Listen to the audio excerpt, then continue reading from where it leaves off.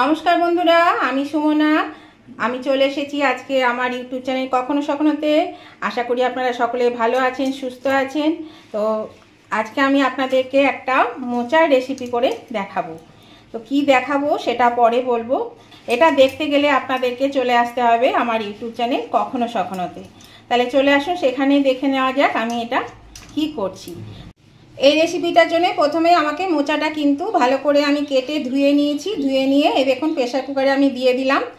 আর একটু জলের মধ্যে দিয়েছি নুন, হাফ চামচ নুন আর সামান্য একটু হলুদ দিয়ে আমি এটা সেদ্ধ করে নিই প্রথমে। তারপর আমি আবার জল ঝরিয়ে, মোচাটা জল ঝরিয়ে আপনাদেরকে দেখাবো এটা আমি কি করব।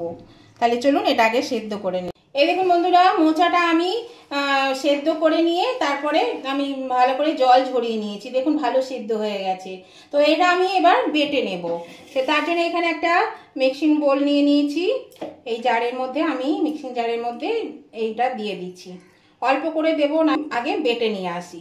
আপনারা কিন্তু শিলনোড়াতেও বাটতে পারেন। শিলনোড়াতে বাটলেও খুব ভালো হবে, টেস্টটা বেশি ভালো হয়। তো আমাদের তো এখন শিলনোড়ায় বসাটাই প্রবলেম হয়ে গেছে, সেই জন্যই আমরা সবসময় মিক্সিটাই ব্যবহার করি। তাহলে চলুন আমি এটা বেটে নিয়ে আসি। এরকম বন্ধুরা, আমি মোচাটাকে বেটে নিয়েছি। দেখুন কেমন জল বেরিয়ে গেছে মোচা থেকে। তো এবার চলুন এটা আমি রান্না করব। তো আজকে আমি আপনাদেরকে করে দেখাবো, মোচা তো নানান রকম খেয়েছেন, আজকে আমি দেখাবো আপনাদেরকে মোচার ভর্তা। তাহলে চলুন মোচার ভর্তা আমি কি করে করছি সেটাই আমি আপনাদের সঙ্গে শেয়ার করব। এরপর আমি একটা প্যান বসিয়ে দিয়েছি। প্যানের মধ্যে তেল দিয়ে দিয়েছি একটু বেশি করে। তেলটা গরম হয়ে গেছে। এর মধ্যে আমি ফোড়নে 2 টুকরো শুকনো লঙ্কা আর কালো জিরে ফোড়ন দিলাম।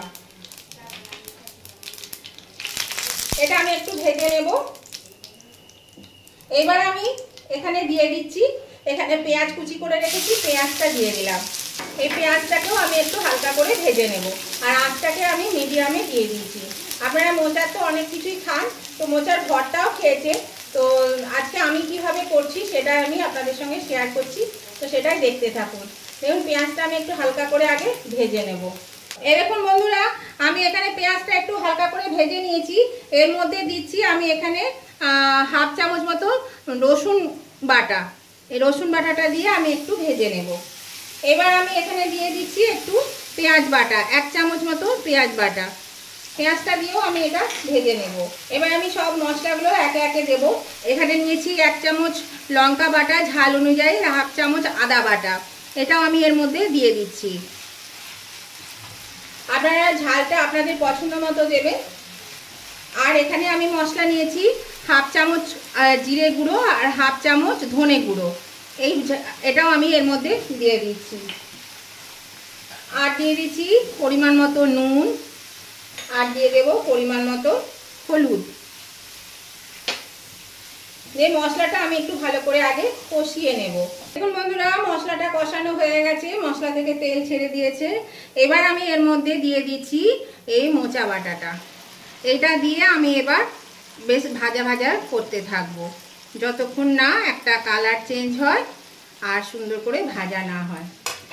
তো এটা আগে ভালো করে আমি এটা মিশিয়ে নেব, দিয়ে অনবরত নেড়ে নেড়ে এটাকে আমি ভালো করে ভাজা ভাজা করে নেব। দেখুন বন্ধুরা, বেশ সুন্দর ভাজা ভাজা হয়ে গেছে। তো এটা কিন্তু হয়েই এসছে।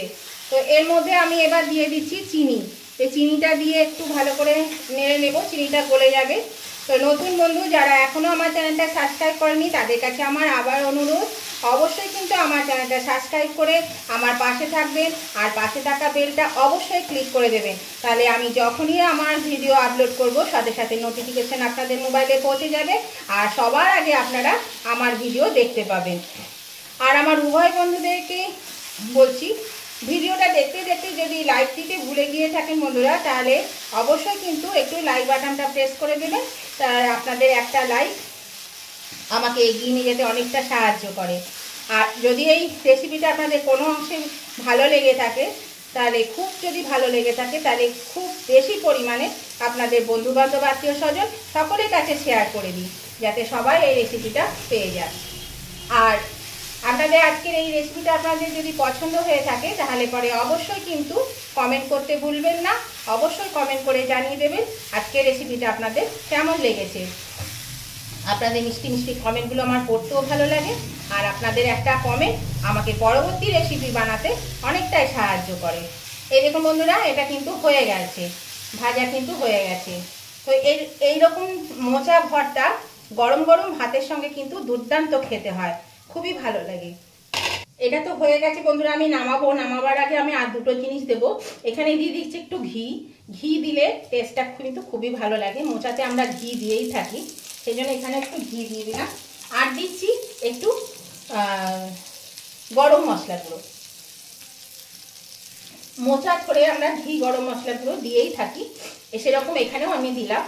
এইভাবে দিয়ে এটাকে আমি আবার নেড়ে চেড়ে নিচ্ছি। এটা খেতে কিন্তু অপূর্ব স্বাদ হয়, দারুণ খেতে হয়। অবশ্যই যারা এখনো করেননি তারা কিন্তু একবার হলেও করে খেয়ে দেখুন, খুবই ভালো লাগবে। আর কালারটাও দেখুন কেমন চেঞ্জ হয়ে গেছে, এই দেখুন হয়ে গেছে। আর ঘি গরম মশলা দেওয়ার পরে বেশিক্ষণ আর কিন্তু ভাজা যাবে না, তাহলে গন্ধটা চলে যাবে। এটা হয়ে গেছে, এটা আমি সার্ভিসিং ডিশে নামিয়ে নিচ্ছি। গ্যাসটা অফ করে দিয়েছি। এই দেখুন বন্ধুরা, এটা আমি সার্ভিসিং ডিশে নামিয়ে নিয়েছি। এখানে আমি একটু গার্নিশ করে দেব, একটু সাজিয়ে দিচ্ছি। এই দেখুন একটু শসা দিয়ে, তারপরে একটু পেঁয়াজ কুচি দিয়ে, একটু লেবু দিয়ে আমি এটা সাজিয়ে দেব। তো আজকের রেসিপিটা আপনাদের ভালো লেগে থাকলে অবশ্যই বন্ধুরা কমেন্ট করে জানাবেন কেমন লাগলো।